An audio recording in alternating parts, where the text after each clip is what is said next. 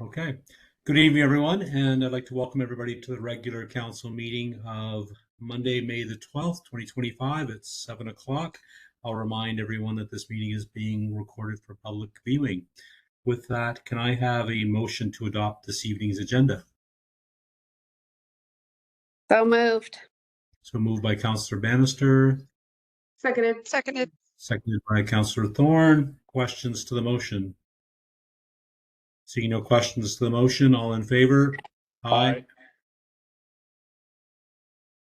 Hearing no contrary, motion carried.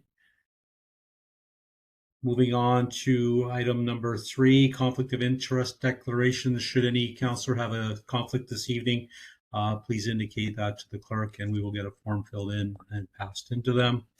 With that, we'll move on to item number 4, adoption of the minutes. Item 4.1, regular council meeting from April the 14th, 2025. Do I have a motion to accept the minutes?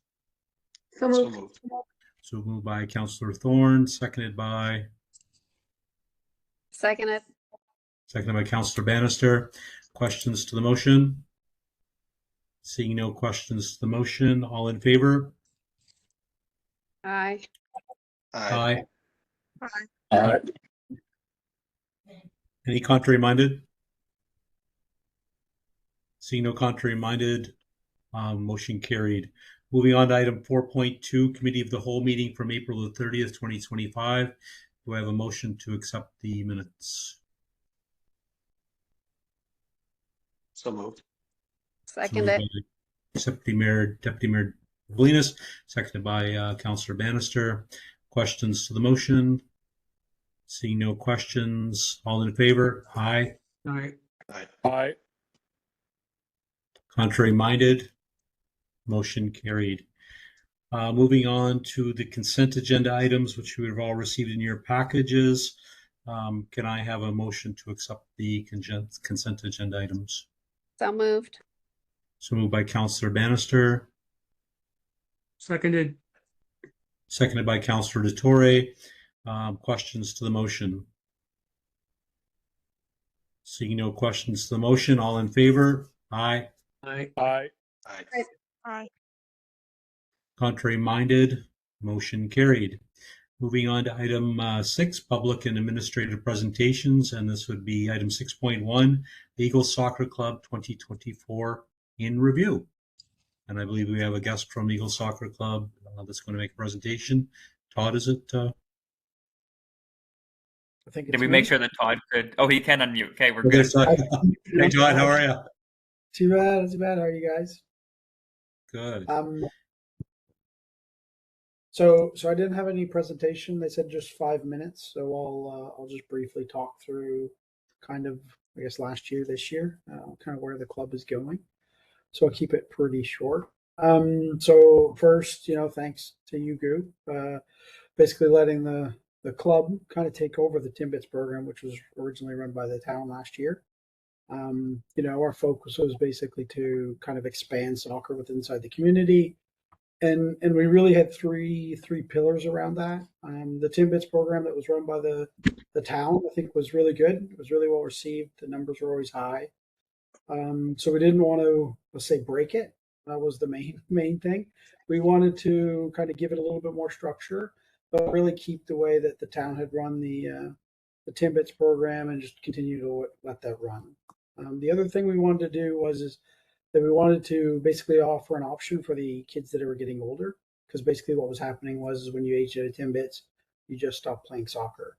So we created the U11, U13, U15 programs. We put them all into rec and just did some practices with them last year, and then kind of found some local games for them to play, Hampton, Sussex, just in local communities.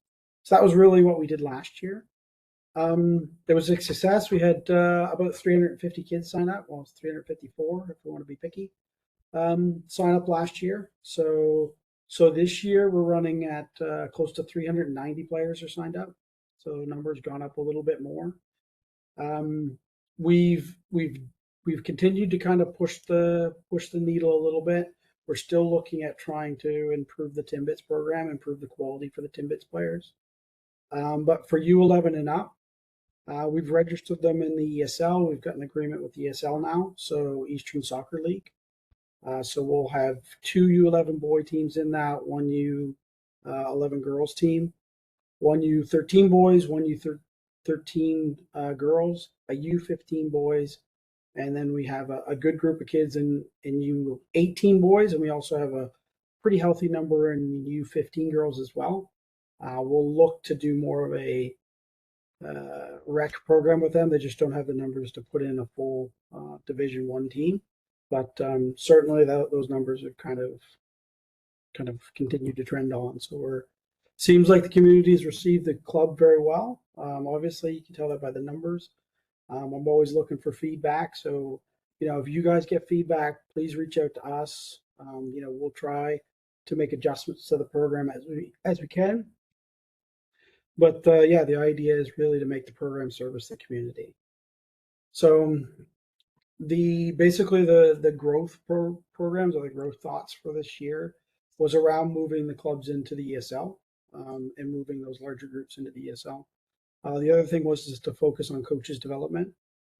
We just had Soccer New Brunswick come out to the field just on last Tuesday, kind of giving some of the coaches some grassroots training, just getting some more coaching to those coaches.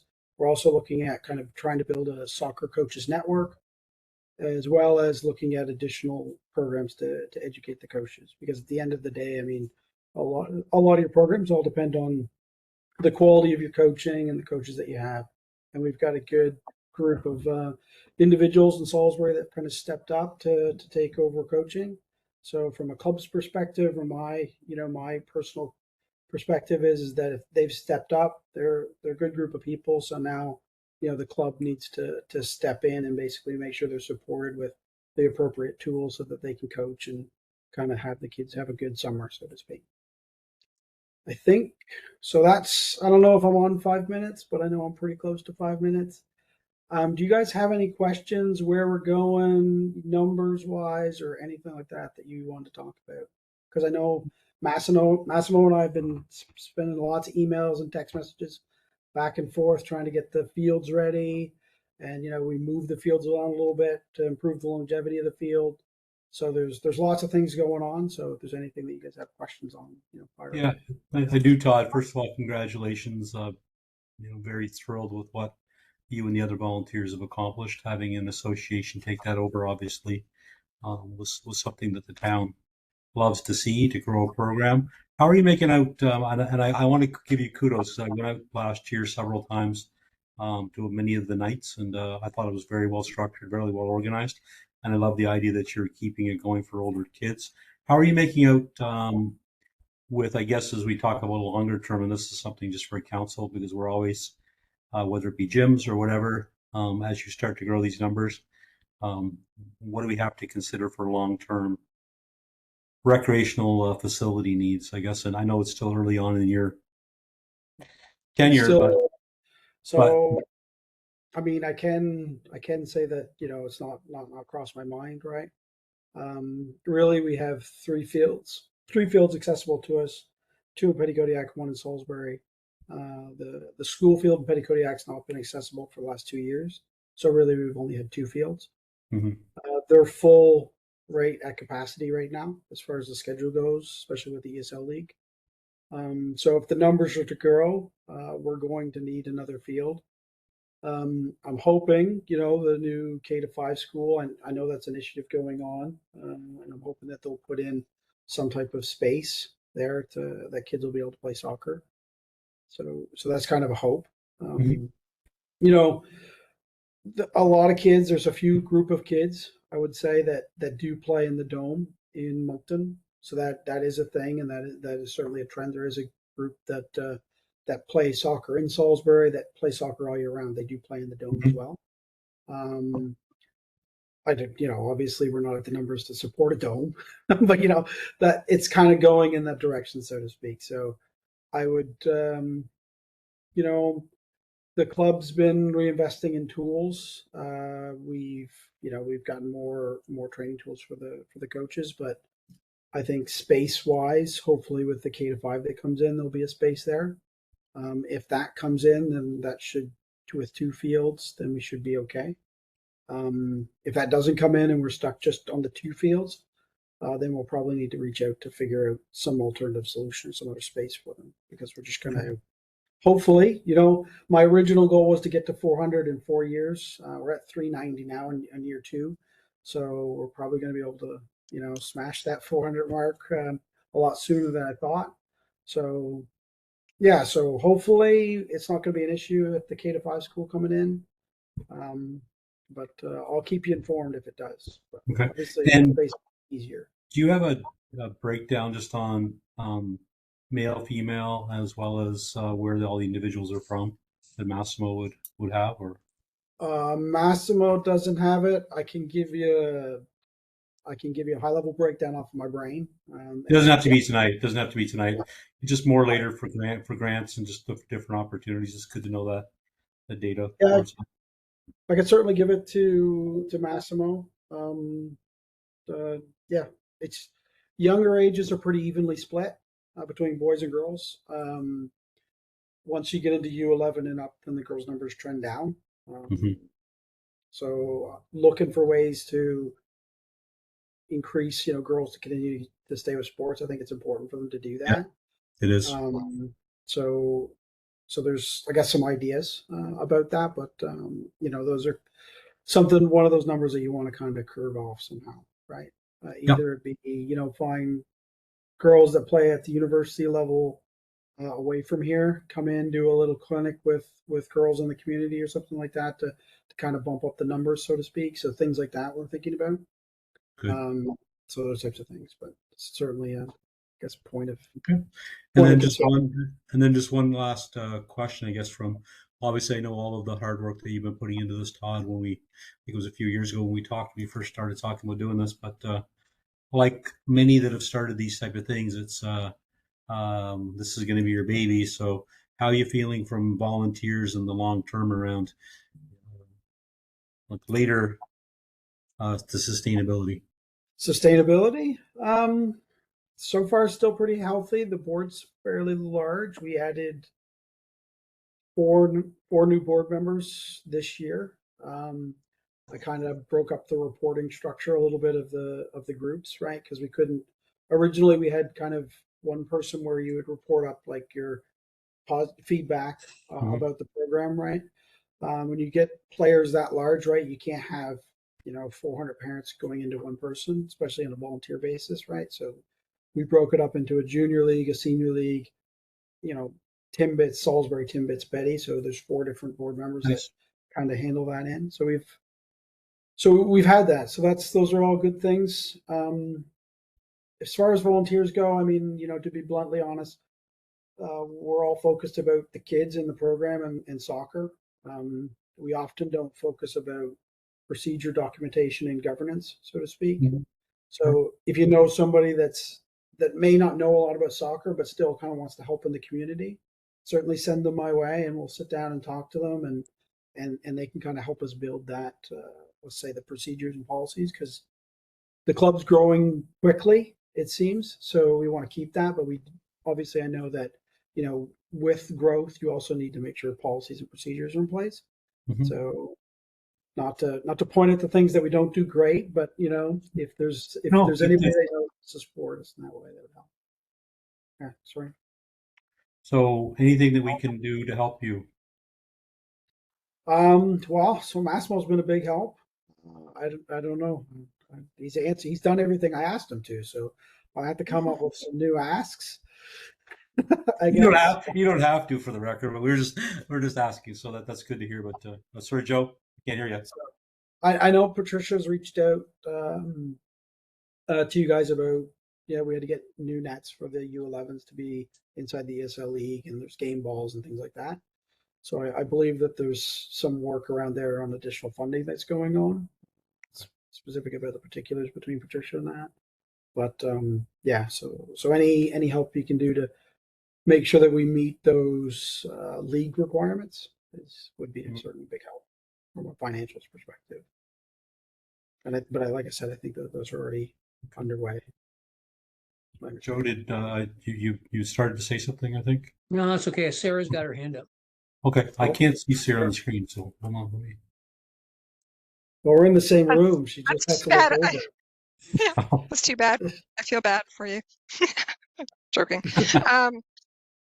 Zoom calls are always fun. I just wanted to share because I think, Todd, it's worth mentioning. I was part of the program, I guess, when it was in the high school, right? I think I was your assistant in 2022, assistant coach. Yeah. It's been largely successful, right, in our high schools from having the summer program. Like leaps and Oh, yeah. bounds different in the amount of players involved and, you know, the success of the program. So I think that's a very cool observation from my part, you know, outside looking in. Absolutely. And I'm seeing Eagles paraphernalia everywhere around town, which is really cool. Hey, that's perfect. It's perfect. Okay, sometimes I'm not going to be able to see everybody on the screen, but I know you're not all shy, so feel free to jump in. Any additional questions for Todd? No, in a couple months from now, I'll have a way better tan, just so you guys all know. I basically spent time on a soccer field for all summer. But, I just thought I'd let you guys know I really want to be in the same room with Sarah. there you go. We can make it happen next meeting, Joe. We can do it We from the already soccer. are. I know where you If guys are. we had but- better cell service, we could do it from the soccer fields later, but that's not a possibility right now. So, okay. With that, thank you very much, Todd, for all you guys do. It definitely has an impact on the community. No, thank you guys for the support. It's been great. So, Thank you, Todd. Take care, thanks. Todd.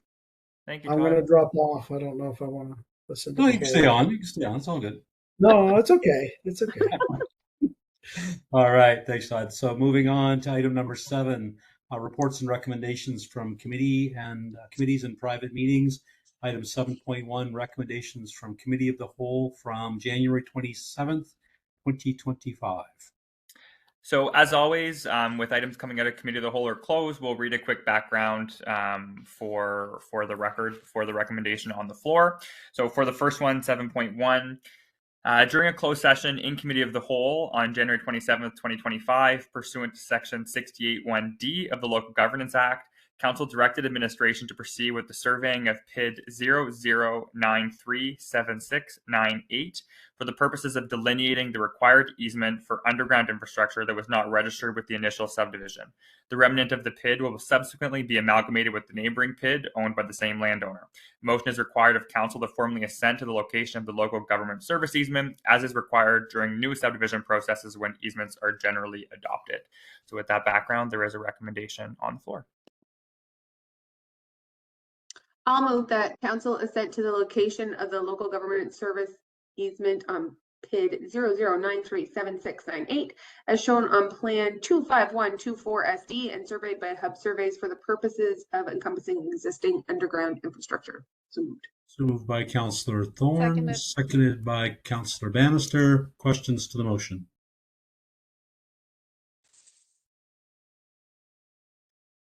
Seeing no questions to the motion, all in favor? Aye. Aye. Aye. Contrary minded? Hearing no contrary minded, motion carried. Moving on to item 7.2, recommendations from the Committee of the Whole from April 30th, 2025. There's a second motion on that first one too. Sorry. There's a second. Oh, I'm sorry. Okay. Yeah, sorry.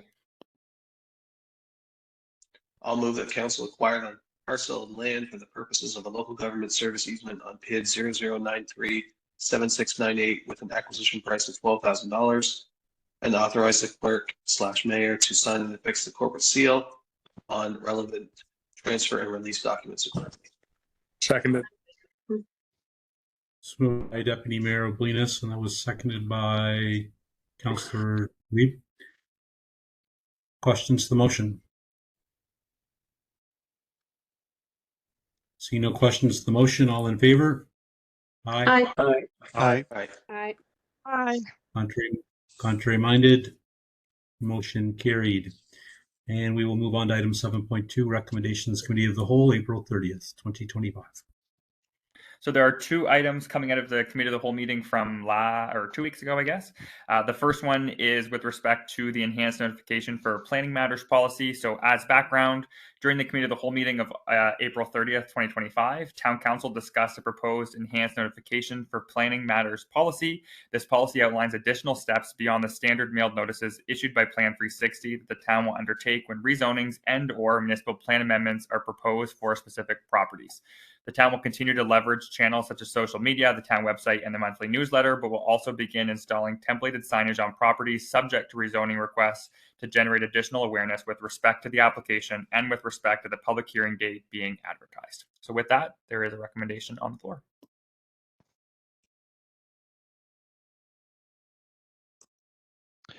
I move that council approve the enhanced notification for planning matters policy. Seconded. So moved by Councillor Glantz, seconded by Councillor Thorne. Questions to the motion? See no questions to the motion. All in favor? Aye. Aye. Contrary minded, motion carried. Moving on to the second. So the second is with respect to the proposed storefront beautification program policy. So during the committee of the whole meeting for April 30th, 2025, Town Council discussed a proposed storefront beautification policy. The policy outlines a municipal program that would provide a grant to eligible recipients as outlined in the policy for the purposes of storefront beautification. Applications will be accepted 2 times per year, with the first intake expected in the fall of 2025. Following direction from Council at Committee of the Whole, the town will provide a maximum of $3,000 per applicant to a maximum of 50% of eligible costs. The policy has also been amended since initial introduction in order to stipulate that residences cannot be used for, or properties cannot be used for residential occupancy to be eligible for the grant program, and that certain properties may be eligible on a case-by-case basis if off of the designated areas, being Main Street and Fredericton Road, insofar as they have visibility to the areas to promote downtown beautification. And as mentioned, it is expected that the first intake would be in the fall of this year. With that, recommendation on the floor. I move that I'll I'll council move that. We'll go with approve Councillor. the storefront beautification program. So by Second. Councillor Bannister, seconded. I think that was by Councillor Weeb. All right. Questions to the motion? Seeing no questions to the motion, all in favor? Aye. Aye. Contrary minded, motion carried. Moving on to item number 8, reports from administration, award of SOLS 2025-06, Roxborough Court Park playground equipment. So this first item is one of 2 with respect to the proposed Roxborough Court playground that council was presented in overview of also at the April 30th committee of the whole meeting. So for background on this one, the town went to 3 approved vendors under the canoe procurement program with respect to specifically the playground installation and the surface for the playground, which includes the provision of the playground equipment as well as mentioned, installation. We went with 3 bidders for 3 proposals, 2 of which submitted proposed equipment. That was then used as part of the public consultation process, and ultimately the preferred set of playground equipment from the public is what is being recommended this evening under the proposed Roxborough Court Park project, which is funded by the province, CCBF, and participation funding. So with that, there is a recommendation on the floor.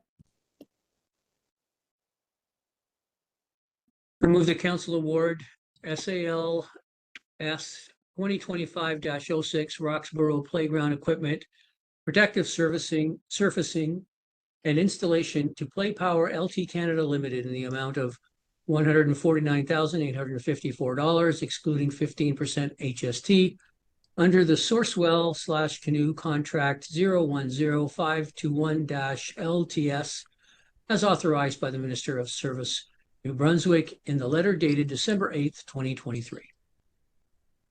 Seconded. Moved by Councillor Tory, seconded by Councillor Bannister. Questions to the motion? Do you have a See. breakdown on that funding?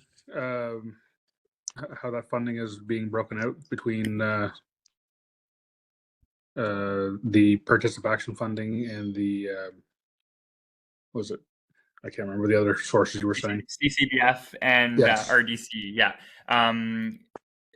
Technically, I can't speak to the RDC funding in a public meeting because it hasn't been announced by them. However, it's a standard amount that they always provide as part of the agreements, and then the town has allocated up to $300,000 from our CCBF 5-year capital plan towards the overall work, plus the $15,000 from last year for participation. So it's not the $100,000 went to the trail last year. It's the the year before. It's the $15,000 from last year's prize.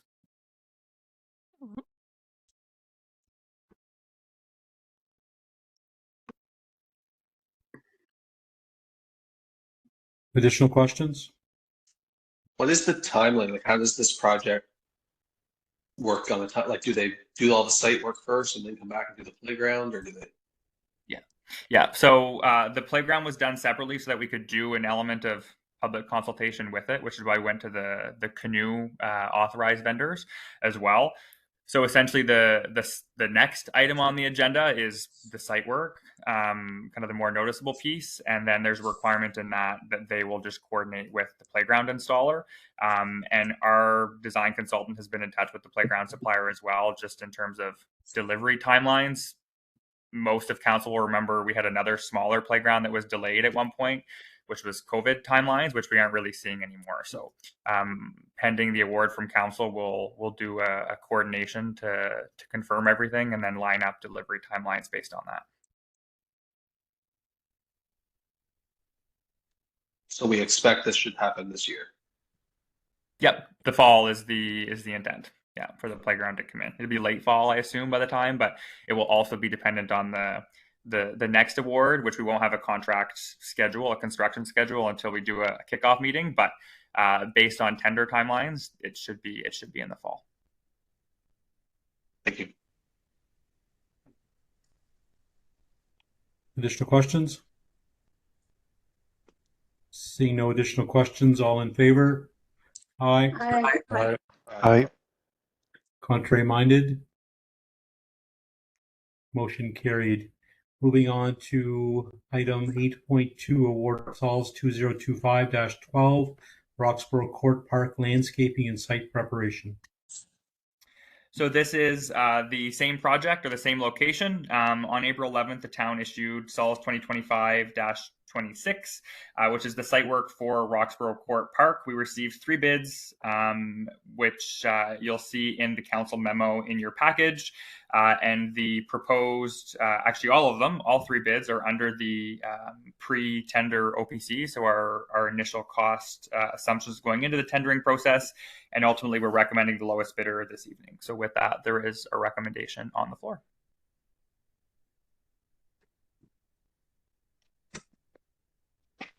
I move the council award Sols 2025-25, Roxborough Court Park to Ailes Natural Landscaping Limited in the amount of 328,172.00, excluding HST. I'll second. So moved by Councillor Bannister, seconded by Deputy Mayor Molinas. Does it matter from the clerk's perspective she didn't say -12? That's okay. I think. No. Yeah. Yeah, Is it's it fine. SALS 2025-25 or 26? Oh, that's a good question. Either way, we can amend that as a friendly amendment because it's just the right tender number that we need to correct. Contract value is the same. I did look at that before the meeting. Okay. So we're good? Yeah. Okay. So with that, do we have questions? So the motion was moved. Do we have questions to the motion? See no questions to the motion. All in favor? Aye. Aye. Aye. Contrary minded, motion carried. Moving on to item 8.3, award of Sols 2025-05, Route 106, culvert replacement at Reeder Road. So this is what I think is the final recommended award from our capital project or our capital plan for this summer. As council will recall, when we provided an update on the capital plan for this year, we spoke to one of the recent projects that had been tendered and closed, and the bids had been received significantly over the pre-tender estimate. This was the project. So as a summary, the town tendered 2 projects along Route 106, one being a mill and pave similar to last year of about 200 meters, starting at the point where we finished last year, going 200 meters west. The other being the recommended project this evening, which is the replacement of a wooden box culvert at the intersection of Reeder Road and Main Street. So this is a municipal asset unlike most under any provincial highway, including this one, because it's connected to the municipal storm system. So that means that it is our responsibility. It's been on the docket for some time for some sort of work. The town did an engineering assessment in 2023 that ultimately recommended replacements, which is why it was integrated in our capital plan that was updated last year. As mentioned, we did re-tender it or do a post-tender addendum technically, specifically for this project. So where it's a municipal asset, we are recommending abandoning the 200 meters of mill and pave on Main Street in order to reallocate those funds to this project. So that includes the contribution from the PMHP program. So while it's a municipal asset, it's drainage and is therefore still eligible under that program. So that formal request has been submitted to the province as well when they've confirmed eligibility, and we're just waiting on that formal letter. But ultimately, it is a project that the town can make happen. It just is unfortunately the cost that we had also as part of the 200 meters of mill and pave as well. So with that, there is a recommendation on the floor, and then can answer any questions if there's any on this as well. I'll move that council award Sauls 2025-05 as amended, consisting of the replacement of the wooden box culvert at Route 106 Reeder Road to McDonald Paving and Construction Limited in the amount of $381,111, excluding HST. Moved by Councillor Dykstra, Seconded. seconded by Councillor Thorne. Questions to the motion? What does this project look like? Does it cause a detour on the road? Does it? How do we? Are we going to have another traffic light? Yeah, no, we're avoiding those at all costs. We have enough of those already. So it is the same contractor that's being recommended this evening as another project. We recently had a kickoff there, and we stressed that if this went through, traffic plan will be especially important for this project. There will be a detour for a certain period of time. So that road will need to be closed basically while they lay the pipe. It will be communicated in advance, and we've already started conversations with mutual aid fire departments to make sure that they can respond as well if calls come in on the other side. So we've started those conversations, and we'll finalize them when we do the kickoff meeting as well and get a final schedule basically. But other than that, it should be open based on current construction plans, with the exception of a few days when that pipe is laid, which we will make sure there's lots of communication going out as well. So hopefully most of it will not involve a detour, but there will be a component for sure that will. Thanks. Yeah, I think the important part will be communications and letting the public know this is us being proactive as well, that we don't want other situations like that have occurred in our community where there's long-term one lanes.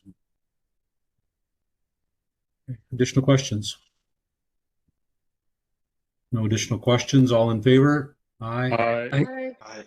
Aye. Aye. Contrary minded? Motion carried. Moving on to item 8.4, grant request, BGC Salisbury. So on April 17th, the town received a grant request from BGC Salisbury, which is Boys and Girls Club for us older folk that don't say BGC all the time. The amount in $2,500. The request was submitted through our online grant application, which council received a copy of. The purpose of the funding is to support the BGC's Salisbury's commitment to providing foundational food support for the club by covering a portion of the operating costs associated with food delivery and programming, teaching food literacy, and nurturing their community gardens program on site. Under the town's grant policy request, any requests that are over 250 but do not have the do not have consensus from mayor and CAO for approval, or the multi-year grant required approval from council. To this date fiscal year, there is 39,100 has been committed and or dispersed under the grant policy. This leaves 10,900 remaining of the 50,000 budgeted. Based on helping to teach our youth food literacy, nurturing health meal programs, community gardening, and promoting activity, staff are recommending an award under the grant policy. And with that, there's a recommendation for council.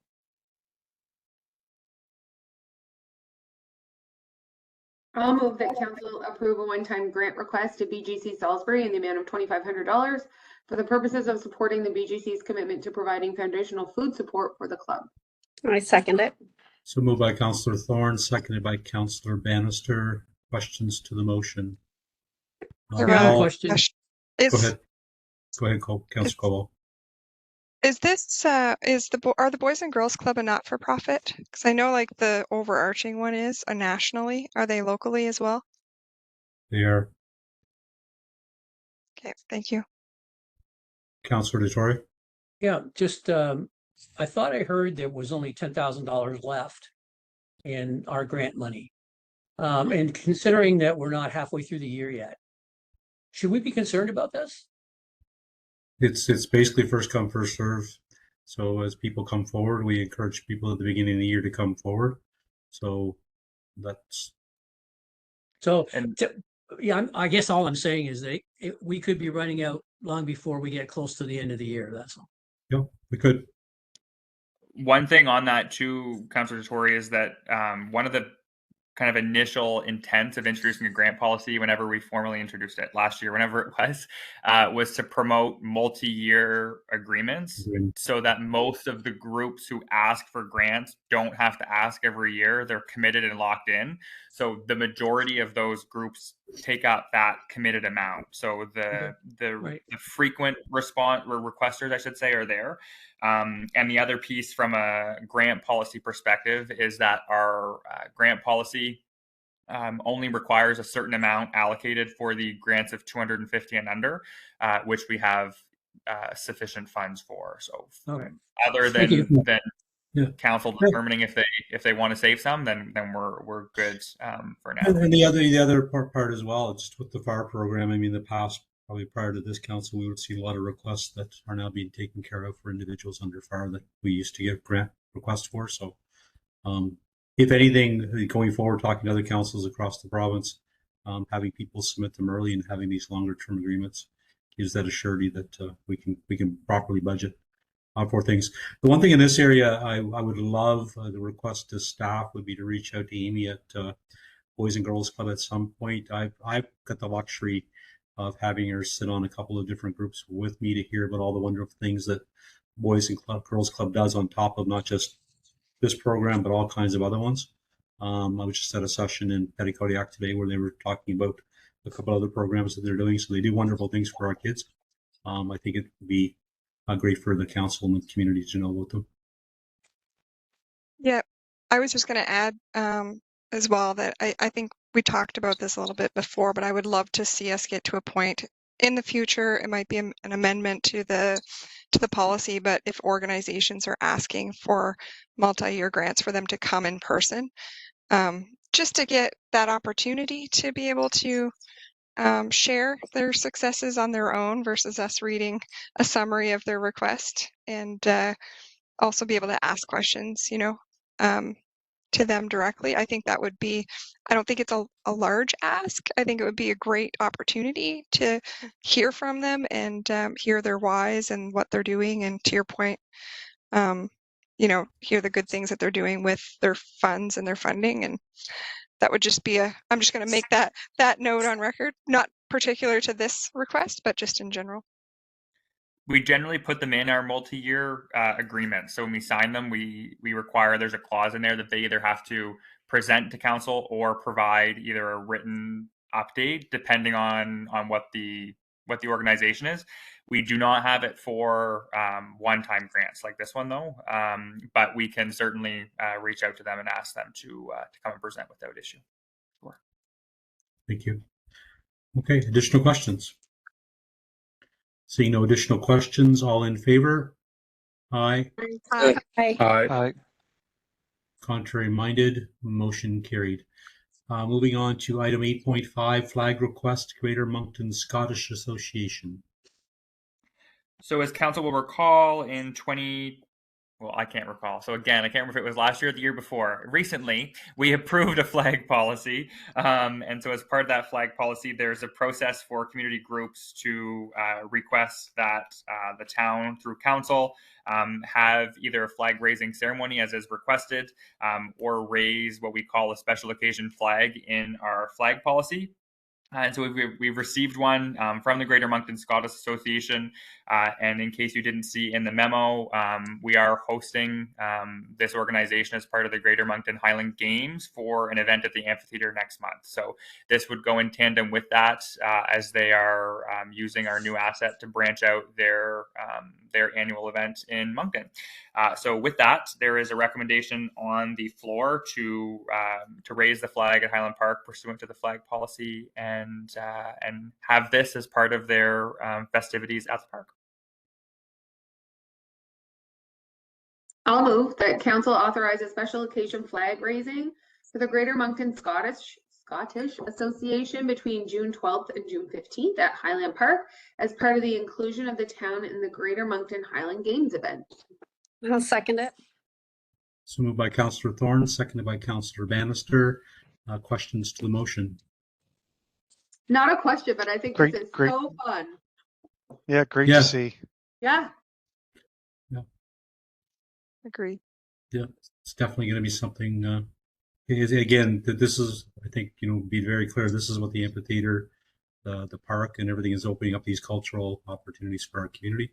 So kudos to the organizers for recognizing to bring it here. With that, no additional questions. All in favor? Aye. Aye. Aye. Aye. That was a Scottish aye. All right. Contrary minded? Motion carried.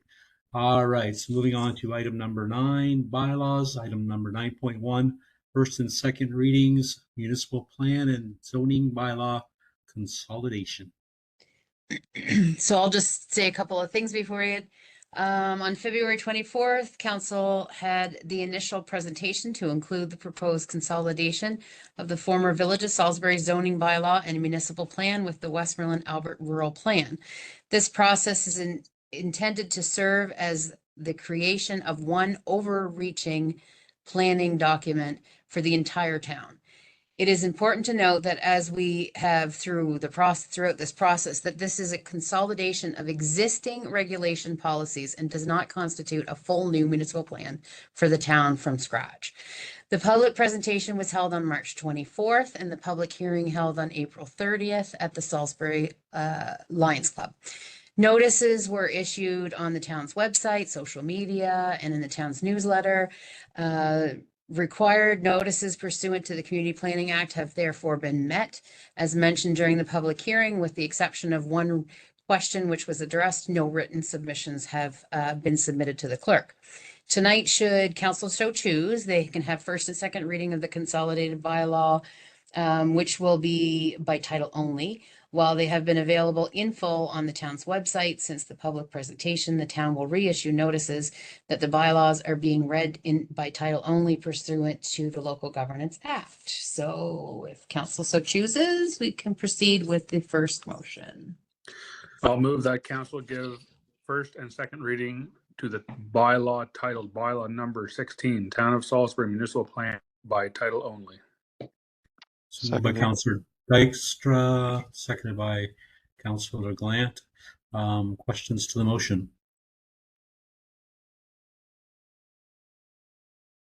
Seeing no questions to the motion, all in favor? Aye. Aye. Aye. Aye. So bylaw to adopt a municipal plan, bylaw Hold on, number motion carried. 16. Sorry, I went too fast this time. It's okay. Contrary minded? Motion carried. Now you can go ahead. I know you want to get this one done. Just one line, bylaw to adopt a municipal plan, bylaw number 16. And then the second time, bylaw to adopt a municipal plan, bylaw number 16. And if Good work, anybody, everybody. oh, the second motion, I move that council give first and second reading to the bylaw titled bylaw number 17, Town of Salisbury zoning bylaw by title only. Seconded. Second it. So moved by Councillor DeTore, and I believe it was Councillor Thorne. Yeah. Questions to the motion? See no questions to the motion. All in favor? Aye. Aye. Aye. Aye. Contrary minded? Motion carried. so first reading of bylaw to adopt a zoning bylaw number 17 by title only, and a second reading is bylaw to adopt a zoning bylaw number 17. And again, both of these will be online on our website and ads for people to review if they so choose before third and final reading. Thank you very much. So now we'll move on to item number 10, closed session, 10.1 contractual 68(1)(c) Local Governance Act, and 10.2 financial contractual 68(1)(c) of the Local Governance Act. With that, I'll need a motion to enter into closed. So moved. So moved by Councillor Bannister, I'll second. Seconded. seconded by Deputy Mayor Oblinas. Questions to the motion? See no questions to the motion. All in favor? Aye. Aye. Aye. Aye. Contrary minded? Motion carried.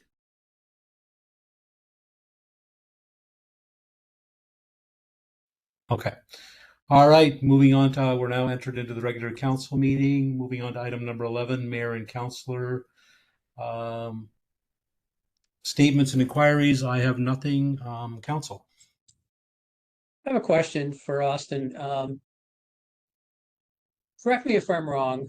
I'm getting mixed up on a lot of things here as it relates to the restructuring. I'm trying to remember. When the province restructured, there is still a rural area, is there not, that's serviced from the government itself?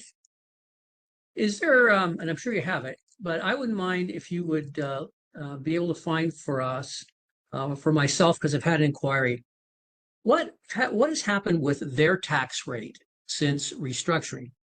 Because, and I'll say this to be totally transparent, when we get complaints from the rural areas about the tax rate, it almost seems like there's an assumption that if they had stayed rural, they never would have got a tax rate increase. And they bring up both the tax rate and the assessments as if they stayed rural, their housing values never would have gone up either. Yeah. Right. And I think that it would be nice to at least have in our back pocket some information to be able to share to say, by the way, the rural areas, their tax rate went up X. This is what it is in that particular area. If you'd stayed rural, your tax rate would have gone up anyway. And you know what? Why don't you ask them how they feel about their roads and culverts? They might not have any more to say than what you do, and your assessment wouldn't have changed.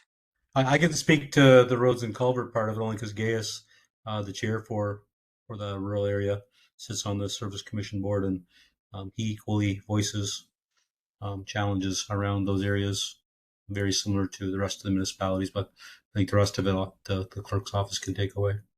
I don't think anybody's happy.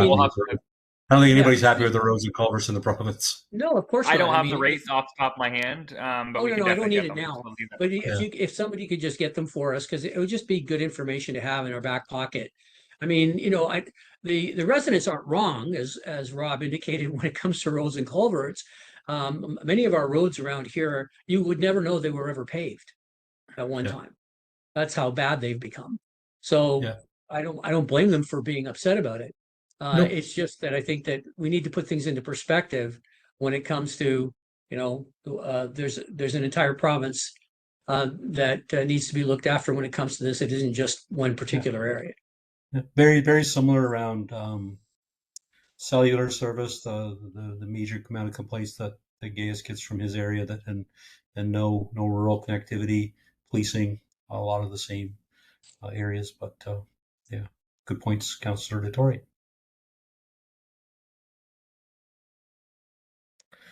With no additional inquiries or comments from council, we will move on to notices of motion. Are there any to bring forward this evening? See none on the agenda. With that, do I have a motion to adjourn? So So moved.